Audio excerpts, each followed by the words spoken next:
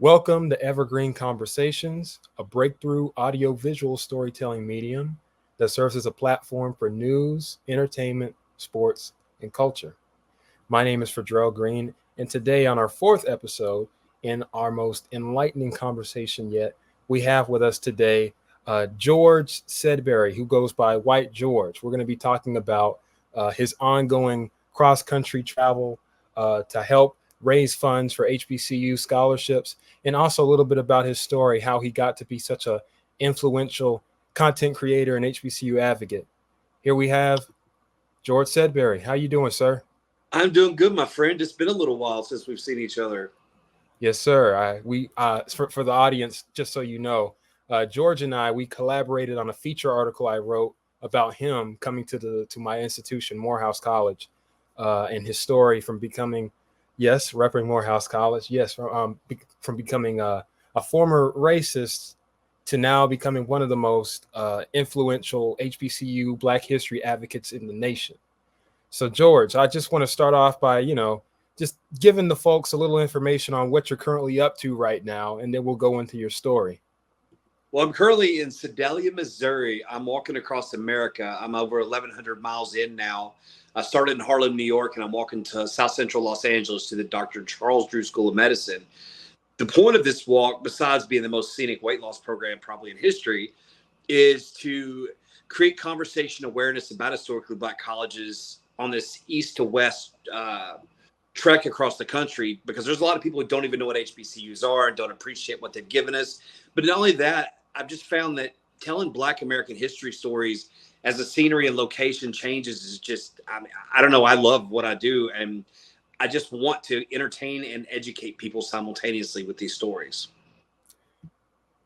Right. And just for the audience that may not even know who you are, what you're about, you know, we talk about Black history, we talk about HBCUs, but people watching thinking, oh, why is Fedrell talking to a white guy about this? So could you please introduce, well, Sure. tell your story. I want you to tell how you got to where you are now, what your beginnings were like, all the details, if you're transparent about it, if you're open to that. I grew up in the South, and I grew up, in the 70s and 80s, and racism was still really prevalent, especially I grew up in a very white dominated community. And naturally, I took to what I was taught by people that I trusted and loved as they were. And I had a dad that was a Vietnam veteran, truck driver, stay at home mother, two siblings, just a basic life. I had childhood trauma. I look back how it affects me. House burned down while I was in high school, almost died of meningitis. My dad had brain cancer all at the same time. So, I had fun. I went into business for myself early. I've always, just worked. I look back now and meandered through life. But I, growing up racist, I guess because people want to know this, my type of racism in my environment wasn't a hateful, violent thing, like it manifests itself that way. It was more of, I could be in my neighborhood and have 6 cars up on cinder blocks, and I hadn't cut the grass all year, but a Black American family moved down the street from me, and I'm gonna blame them for my property value being low, not because I'm white trash. It gave me a reason to not be accountable, and it gave me a reason to be able to look down on other people to make myself feel better, which is ultimately just projecting my own insecurities onto innocent people I've never met. That's what racism looked like for me. And, it wasn't until I became a drug addict and went to prison did I become really aware of this and aware that I could change. And people often ask me, why did I want to stop being a racist? And why, it's one thing to stop. It's another to become aware and heal. And it's another to become an ally and then an advocate. And, God spoke to me in a way that I'd never been spoken to, and I couldn't ignore him. And I guess I'm following the path I'm supposed to take and speaking about things I can't stay silent about any longer. Amen. And looking at some of your content, I noticed that when you started, when I first heard about you, I don't know if I told you this, you had did a post about, Lincoln University in Missouri and your tour there. You started off with doing Black History Facts. I remember you telling me you did one on John H. Johnson when he founded Ebony and Jet magazine. And then after that, you began what is now called the HBCU Travel Challenge. And you ended up visiting my institution, Morehouse College, but you didn't just go there. You went to all of these various institutions that people like my skin color didn't even know about, learning about things that, And I know people will hear me and say that, oh well, where's your pride, where's your love? But it's like I give you credit where credit is due, because you have such a knack and talent for all of this information, man. Like, tell us a little bit about the HBCU travel challenge and how that went. I don't know if you're still doing it or not, but also talk about how you have such a this innate ability to spit information off the dome. Because I remember you said in one post that this is all in your head. You're not writing no scripts to do any of this. This is all from the heart. Yeah, I've been to 31 HBCUs so far. It started Memorial Day of 2023. I went to 4 schools. I went to Wilberforce and Central State with the first 2, and then Kentucky State and Simmons College of Louisville, which very few people know about. It's a small but beautiful historical campus in downtown Louisville. But we started there, and Morehouse was probably, I don't know, the 8th or 10th school when I came to Atlanta. But, it's hard for people to understand. When I first went to Central State and Wilberforce, I had simply read about them. I'd read the history and I learned, but when I stepped foot on that campus, I felt a certain energy. Like I felt a connection with the history. It's hard to explain, but in that moment, I knew I needed to see all 101 open campuses. I knew I had to. So I'd take off work, I'd take weekends, and I would just start going to these campuses so I could learn and read, feel them, and then create and tell a story about them that I think would both educate and entertain people. Right. And some of the fruits of the labor that you've been able to achieve through that is that you've garnered such a wide and expansive following on all your different platforms on Instagram and TikTok. I want to talk a little bit about the practicality of what you do. For example, like the following, the engagement that you get. I did an episode with a friend of mine from Morehouse, Jeremiah Mitchell. We were talking about the concept of content creation, and how we can grow and all the differences of content creation. There's videography, there's photography, there's writing, and then there's short form content like what you do that's very informative and engaging. So talk to me about how you were able to grow your following and your base in, quite frankly, such a quick time span. Because I can remember when you only had like 10,000 followers. You got like 86,000 followers on Instagram now. I don't know how many you got on TikTok now. 365,000, 370,000. I got on TikTok in October of 2022, so a year and a half, and I'm at 366,000 followers. I got on Instagram July 5th last year, so just a little over a month, and I'm at 86,000. They say one viral video will change your life. I had gotten some viral-ish videos doing physics experiments, and I wanted to tell the story of John H. Johnson. That's a Black American history story I'd known because my grandmother told me. And that was nerve-wracking because I'm a white dude. I knew in my heart that I grew up racist. Nobody else did. And I'm about to step into a lane that you don't see people who look like me in. Prayed about it. I took a chance, and it did exceptionally well. And I'm like, wow, I have more of these stories that I want to tell. And you bring up short form. My videos would be 10 minutes, 12 minutes long. I have that much information, but time constraints and people's viewing habits, I keep it short. One of the ways I built it is I paid attention to, I watched a lot of other people's videos about how to do it. And then I started studying people, and I learned to develop my hook, my story form, and I think I've improved a lot. But one of the best things I can tell people to do is you have to have a call to action. You have to ask people to like your video, to follow you, to comment. All that drives engagements and views, but it also builds a community. And I did that a lot early on, and the results have paid off handsomely. Great. Absolutely. Again, aspiring content creator trying to build my following doesn't hurt. It only helps to hear from someone like you to help expand my algorithms and things of that nature. So I want to talk a little bit more about, sort of the essence of what you do. This is just from my perspective, but I could sum up your journey in a sense to, that example of how, we live in a world with so much hate. Right. We live in a world with so much hate from all different sides, not just from white people, from Black people, Hispanics, Asians. But your story is so unique in that you have such a love and passion for a culture that's not even your own. Right. I kind of think of it kind of makes me think about, my own community.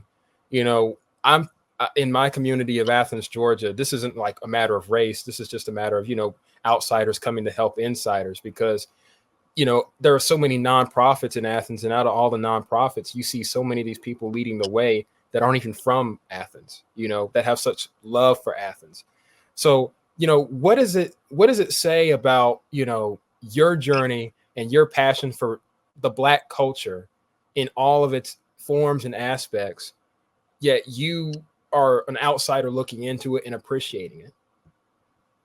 Yeah, I don't think I could be in this position, my friend, if I hadn't grown up racist, if I hadn't thought the way I did, if I hadn't to go through that long battle to undo my own racism and flawed character. I don't, people ask me if it's about guilt. If it was about guilt, I would never do this. I don't operate like that at all.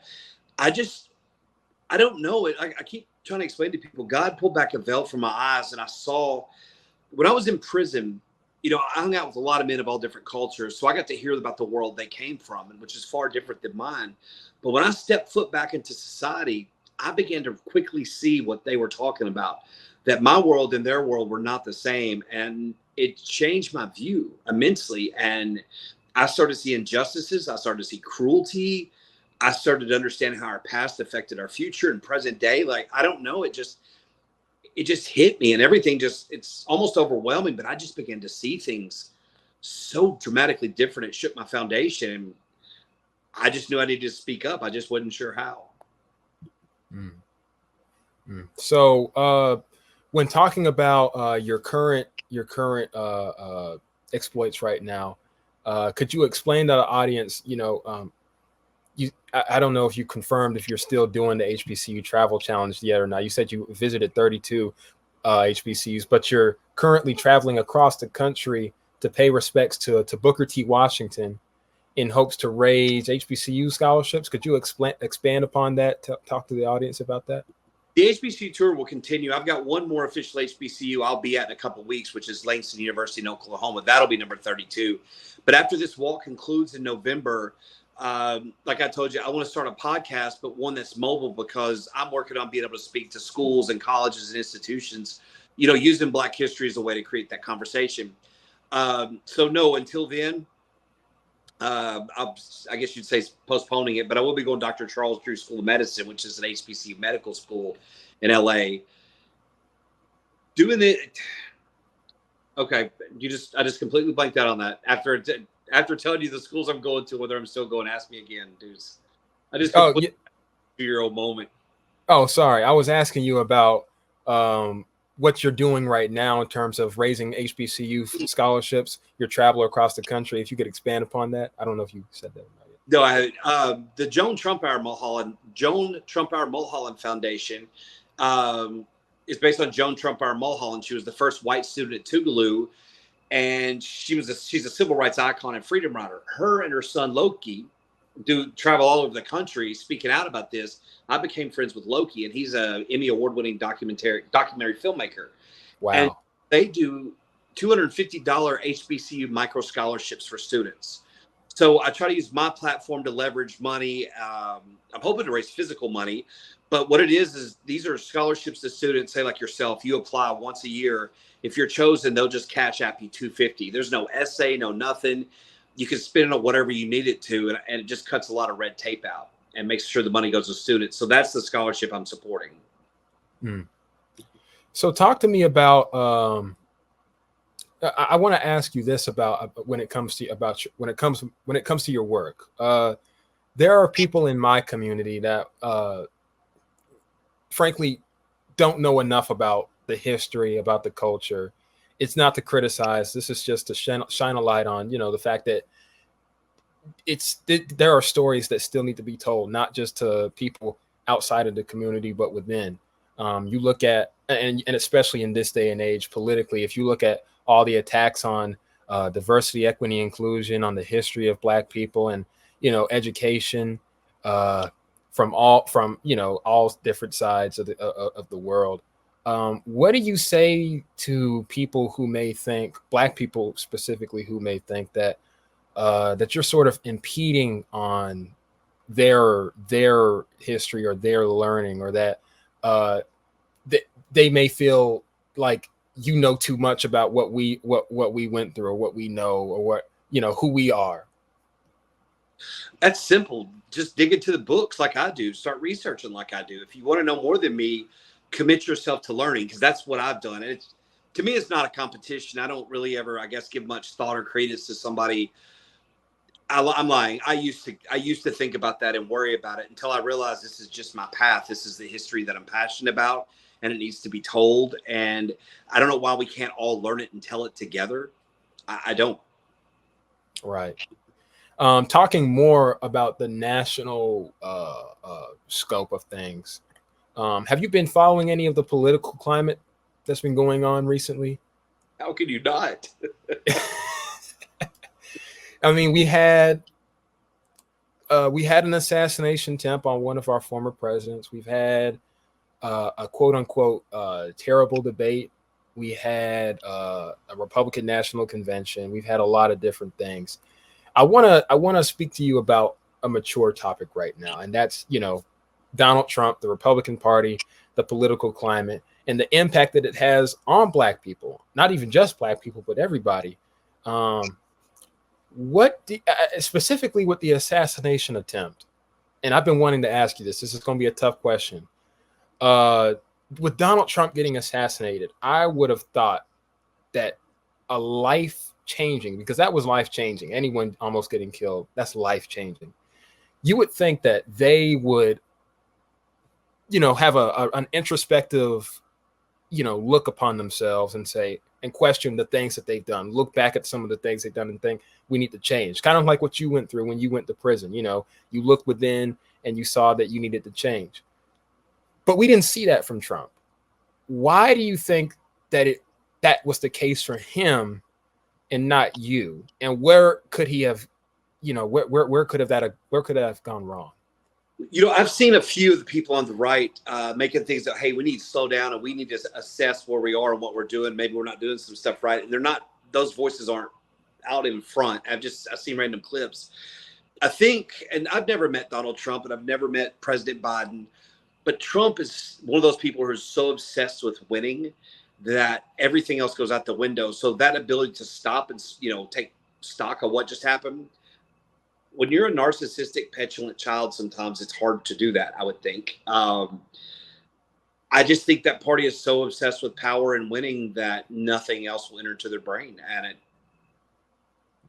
I also don't know what to believe because there's so much rhetoric versus what reality is or what could and could not happen. I've seen Black America commercialized and politicized in most every election I've had since I've been aware of them. Just now it's always the political hot potato until it's over and then they're kicked to the curb. Right. And I see Trump pandering, and I know you do too. Like I don't hear any of his policies. Like the first time around, he was saying relatively coherent things that he wanted to accomplish. And I believed in him the first time. I'll say that. I learned during his term that I was wrong. But I just listened to him. I mean, he's made a speech about God the other day, and he said God, I don't know how many times. And he was talking about but he didn't say anything specific about the Bible or anything like that. I don't get a warm fuzzy. He pays attention in church. So, he was in church holding the Bible upside down and sleeping during the service when he was first elected. So I don't think he really has any respect for the church nor the office, because we also got to look at it this way, right? You talked about pandering to the Black vote. And it's not just the Republicans, it's the Democrats that are doing this as well. Every election, the Black vote is always the deciding factor in who gets to be the president of the United States.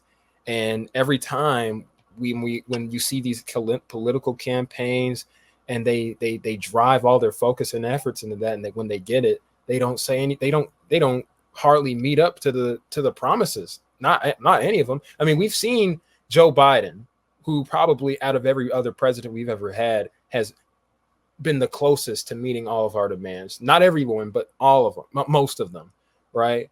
So when you see all of that pandering, when you see, and even not even just that, you see, people like Kamala Harris being, shunned, being disrespected in a sense, because people talk about how Joe Biden needs to step down, but they don't look at the obvious plan B, being Kamala Harris, a Black woman who has clearly shown time and again that she's about her business. that she cares about the role, and that, you know, she's fighting the good fight. But, you know, you hear from all these different people, and quite frankly, I mean, we saw from AOC that the Democrats may not want that to be the case. When you see all of this exploitation of the Black community, not just from people within it, but outside, the voters and the politicians like Kamala Harris, what do you say to that? What does that make? How does that make you feel, as an advocate? Well, you know, I'm still in the middle. I'm always going to be a centrist and moderate. I don't want to be anything but that. I got to find a Facebook post. I think I made it in 2015 or 16 that said I predicted Kamala Harris would be the first female president of the United States. I'd like to find that and go back so I can have receipts for it. But I look at political identity these days. People are so caught up and miserable and don't know who their entire identity and existence becomes nothing but Biden or Trump. Like, I don't honestly think Biden could beat Trump this time around. Just me. I don't, just judging by what I see. I could be wrong. Right. Him stepping down might be, depending on who that gets put up and what support's given behind it, could actually affect Trump, I think, more than Joe being in there could. I also believe that he's not. The man is aging, and that scares me too. But you see, Trump messes up a lot too. Everybody just assumes he's coherent. I see him ramble, and he does. And I just want to be on the record and say this. I can understand why, and I'm not trying to, you know, discount your thoughts, your take on Joe Biden, but I can understand why you and everybody else would think that Joe Biden is incoherent, that Joe Biden is this, that, and the third. At the end of the day, this is a media. This is all a play on media. People forget that it was CNN that sparked this whole 3+ week disaster fest, right? When they moderated that debate and they did no fact checking on Donald Trump's 30+ lies. And they kept perpetuating the same narrative of the Democratic Party was attacking Joe Biden, you know, instead of realigning their focuses to Project 2025, or, you know, the plan that has detrimental effects on everybody, especially Black people. You know, when you talk about Joe Biden and his efforts, when he had the BET interview, when he's been going to Black churches, when he went to the NAACP convention and said, you know what, you know what's a Black job? It's the Vice President of the United States. It's the first Black Supreme Court justice in the United States.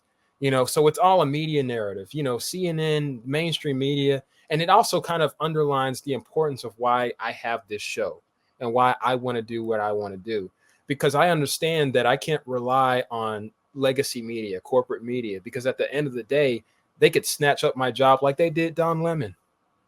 Okay, let me ask you this. Did you notice the first time around when Trump ran that the media, I mean, they went full force against Trump, right? We can agree on that. Yes. We can agree. Do you notice they're not doing that this time? Have you ever wondered why? I mean, no, I noticed that, but what's your take? What do you think? Okay, whenever Joe Biden beat Trump in the 2020 election, the media companies, their stock plummeted, their ratings went down, they fired people, laid them off, because they didn't have that salacious stories and news to constantly talk about, right? I think they try to pick their winner, and I think they know Biden's going out and Trump is great for ratings. That is 4 years of their stock going up and them getting rich again. I think that's a big part of it. And this is why I say that, and bear with me. Yeah. The mainstream media is big business, okay? They are not the journalists with integrity back in the day when they were privately owned companies and they were beholden to nobody or to anybody. They are now beholden to shareholders. Okay, we can agree publicly traded companies answer to shareholders. Right. This is what's important, and this is a little history lesson for you. They'll keep it up because I want to see your face when I say this. Henry Ford, 3 car companies. First one failed. Second one failed, but became Cadillac, and the third became Ford we know today. He hired 2 brothers to help him build the company. Actually, these brothers gave him $3,000 in cash and $7,000 in car parts to start the company. They built their empire making bicycle parts and then car parts. So they built Ford for Henry. When the Model T was kind of getting long in the tooth, they suggested some upgrades. That made Henry Ford mad. He got very paranoid. That's when he gave all his employees raises, hourly raises, 40-hour work. He was trying to tank the stock because he did not want to pay dividends to these brothers. Well, these brothers took him to court. It went all the way to the Supreme Court. They won, and Henry Ford had to pay dividends out like $20 million, even though he got 80% of the money because he was the major shareholder. Now, these had been building a separate car company at the time. You might have heard of Dodge. Yes. Dodge Brothers built Ford. But wow. that court ruling made a precedent. It's still studied today. Publicly traded companies have a financial and fiduciary responsibility to the shareholders, not the customers. So mainstream media needs to hold your eyeballs as long as they can. They use psychologists, speech therapists, they use alliteration, pauses. Look at how well crafted Fox, all of them do it. It's all the same business model because they need that Nielsen ratings to be high because they can justify their ad rates. Right. Longer you watch their show, the higher they can charge those advertisers. That's their main source of revenue. That in turn goes to the shareholder. All they care about is ad rates and ad revenue. You don't matter to them. So when you start to look at it through that lens with a little bit of a grain of salt, you start to see things differently. And that's fact. That is not made up. That's the mainstream business model. And you know what, brother? This is exactly why, you see, and I was talking with my aunt yesterday about this. And I saw you posting about how you wanted an ABC affiliate to do a story about you. And I'm like, CNN, where you at? You got this brother right here who has such passion, knowledge. He knows what he's talking about. Like you're the prime example of why CNN and the mainstream media, that they're the way they are. They don't care about authentic stories. They don't care about the truth. They just care about ratings. They perpetuate this doom and gloom nightmare aspect of what the world is, saying that we're in jeopardy of a Trump reign, when in reality nothing has really changed. We like we all saw at his speech. He has laid the ground has been laid abundantly clear that we still have a chance to win. They don't want us to go and vote. They don't want Black people to go and vote, right? This is about subjugation and, undermining us because they realize that every time we come as a collective, we have the power. But yeah, man, I mean, that's this is, what I want to ask is why doesn't somebody realize the GDP and political power of Black America and go befriend them, be an ally, be an advocate, be a reformer, and be sincere about it? You will have that base for life. Just do your work. Do it honestly with integrity that benefits the very people that you're serving. You will have the political career of your dreams. I don't know why more politicians don't realize that unless they need controversy to get elected. I think it goes back to what you told a lot of people in a lot of different podcasts before that I've listened to. And that's that it would take an understanding and a realization that everything that they thought about us before was wrong. There's a certain pride that, oppressors have when they're in those positions of power for hundreds of years. When you see someone like me, who for hundreds of years, we were in bondage. Before that, we were kings and queens, but when hundreds of years, we were in bondage under them. And then you see us in positions of power like this, on platforms like this and others. It's frightening to them because because they have to understand, they have to realize that, everything they thought before was wrong. So it's kind of like what you went through with your story. When you first started out, I could imagine it was hard for you to go from being, a white supremacist, but born under white supremacy ideals, and then changing your ways into this mindset of equality, of understanding, of appreciation for other cultures. So I think it's that. I think it's, just it's a certain level of vulnerability that some people don't feel like they're ready to succumb to. You know what? I agreed. I think it's a little bit more than that because I went through this at the height of my racism. I didn't know I could think differently. Nobody showed me a book or said, "Hey, this is a path." Because people in my community who are racist, they may joke with each other about it and they may, make their comments, but we're not vulnerable to each other about it. We're not like, "Hey, my God, man, I messed up in the head too. If you thought about how we can change our minds," we don't do that. And you don't hear white people publicly comment on what it's like to be racist, for fear of being judged, canceled, etc.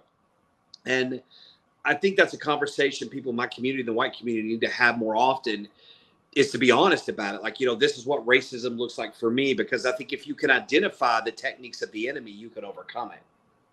Right. Right. Listen, I want to end this show because I have a 30-minute time limit I try to keep myself to. I want to end this show with talking about any future plans. You mentioned you have a podcast that you want to try and start. Where your career is going, and also how folks can reach you. Just start off with what you got going on in the future. Well, I plan to hopefully reach Los Angeles by early November, and then I plan to pivot. I want a mobile podcast, like in the back of an RV, have a studio, live in the front, and drive around the country, because I built quite the Rolodex through social media, and I'd like to reach out to my friends that I've made to have them on. But I'm using that because ultimately I'd like to interview civil rights veterans, men and women who experienced it, lived it, that you might not have ever heard of. I want to capture their story and put on the internet forever and free, so no one can ever look and say those things didn't happen.